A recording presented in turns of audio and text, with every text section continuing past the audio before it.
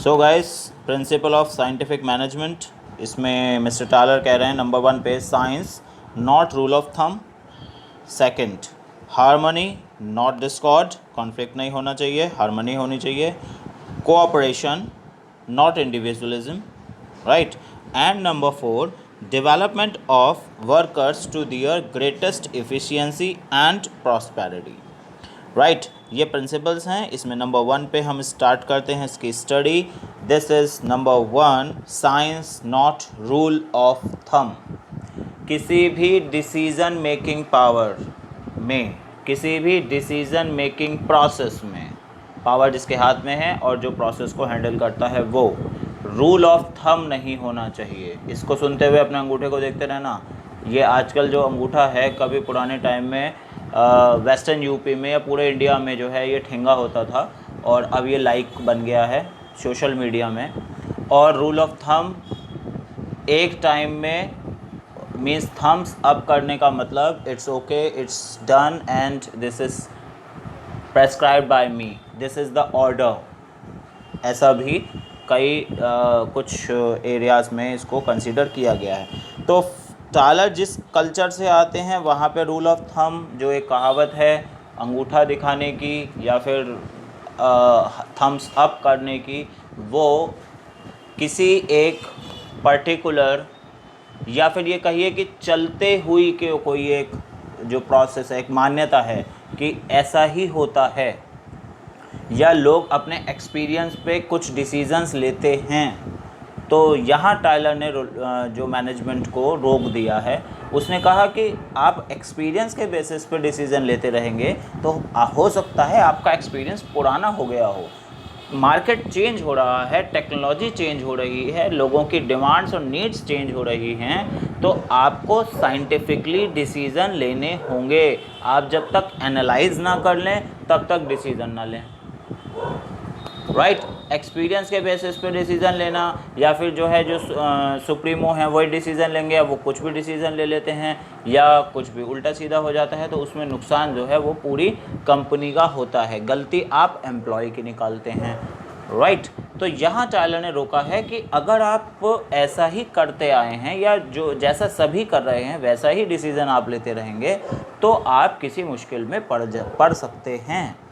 और इससे निजात पाने के लिए आप क्या करें, इसको दूर करने के लिए आप क्या करें, आप साइंटिफिकली डिसीज़न लीजिए, उसका एक एनालिटिकल डाटा तैयार कीजिए, उसको एनालाइज कीजिए। जब जहाँ डिसीज़न लिया जाना है, जो कंडीशन है उसको एनालाइज कीजिए तब डिसीज़न लीजिए।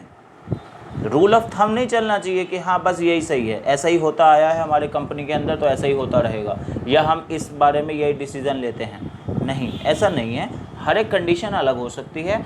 जब तक आप उसे एनालाइज नहीं करेंगे, जब तक उसको आप इलेबोरेट नहीं करके देखेंगे, उसको पीसेस में करके नहीं देखेंगे, टुकड़ों में तोड़ कर नहीं देखेंगे, तब तक जो है उस प्रॉब्लम को सॉल्व करने का या वहाँ पर डिसीज़न लेने का कोई भी बेनिफिट आपको नहीं होने वाला है। टायलर की बहुत सही एडवाइस है।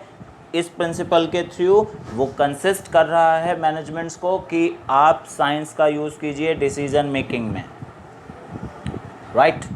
तो टायलर इसका जो उसके उनके ही वर्ड्स में अगर पढ़ें तो Taylor insist that each job performed in the organisation should be based on the scientific inquiry. Scientific inquiry होनी चाहिए जो भी कोई काम हो रहा है। साइंटिफिक इंक्वायरी का मतलब कि उसको ब्रेकिंग पोजीशंस में देखो, उसके इफ़ेक्ट्स क्या होंगे, और जो भी अगर कुछ हुआ मार्केट में, कुछ कंपनी के अंदर हुआ है तो क्या कॉजेज़ हैं उसके, क्यों हुआ ऐसा, right.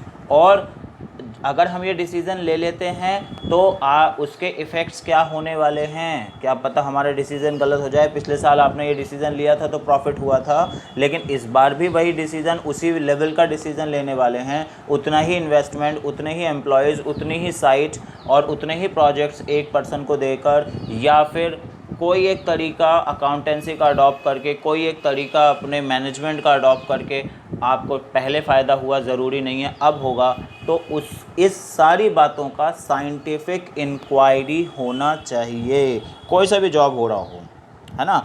And not on the basis of rule of thumb. Rule of thumb पे नहीं होना चाहिए कि ऐसा ही होता आया है तो आप उसे मान लेंगे, या फिर जो है हर बार ज़रूरी नहीं होता है। In the rule of thumb decisions are taken on the basis of practical knowledge. जो रूल ऑफ थम की बात हम करते आ रहे हैं वो प्रैक्टिकल नॉलेज पर होती है, मगर वो गलत हो जाता है। Not on the basis of scientific calculations. थम का जो एक कल्चर चला आ रहा है, मतलब जो ये कहावत इन्होंने जोड़ी है यहाँ पे रूल ऑफ थम का, ठीक है, तो रूल ऑफ थम का मतलब था कि प्रैक्टिकल नॉलेज पे, आपके एक्सपीरियंस के बेसिस पे। हमारे यहाँ ऐसा ही होता आया है, कंपनी हर साल यही डिसीजंस लेती है, इसी तरीके के प्रोसेसेस अडॉप्ट किए जाते हैं। हमारी मार्केटिंग जो स्ट्रेटजी है वो ऐसी ही है, हमारे सेल प्रोसेसेस ऐसे ही हैं, हम स्कीम बनाते हैं तो वो ऐसी होती है। हर बार तो नहीं चल सकती, हर बार तो वही कस्टमर नहीं है, हर बार तो सब कुछ वैसा नहीं होने वाला है। न्यू कॉम्पिटिटर भी मार्केट में आ रहे हैं, उनके पास नए आइडियाज़ हो सकते हैं, नए जो जनरेशन्स चेंज होती चली जा रही हैं, उनकी डिमांड्स कुछ और हैं। ओके, इन सारी चीज़ों में आप प्रैक्टिकल नॉलेज के बेसिस पर डिसीज़न उतनी अच्छी तरह से शायद ना ले पाएँ जितनी साइंटिफिक कैलकुलेशन के बेसिस पर ले सकते हैं। दोनों को मिलाकर काम करिए तो और अच्छा है। मेरा तो एडवाइस यही है कि अब प्रैक्टिकल नॉलेज तो चलती ही है, जो मार्केट में लगातार उसे लगभग मान लीजिए कि 20-25 साल हो गए एक एम्प्लॉय को, उसे पता है मार्केट में ऐसा ऐसा हो रहा है, ठीक है। उसके साथ साइंटिफिक नॉलेज और जोड़ दीजिए आप, है ना। उसको डाटा दे दीजिए कि भैया ये रहा बार चार्ट आपका, ये रहा इसका जो वो है सेल का फ्लो, ठीक है, और इसके बेसिस पे काम करो। देखो कहाँ पे डाउन हुआ था, कहाँ पे जो है अप हुआ था, क्या डिफिशियंसी है, क्या मार्केट मूड है, सब कुछ चेक करिए।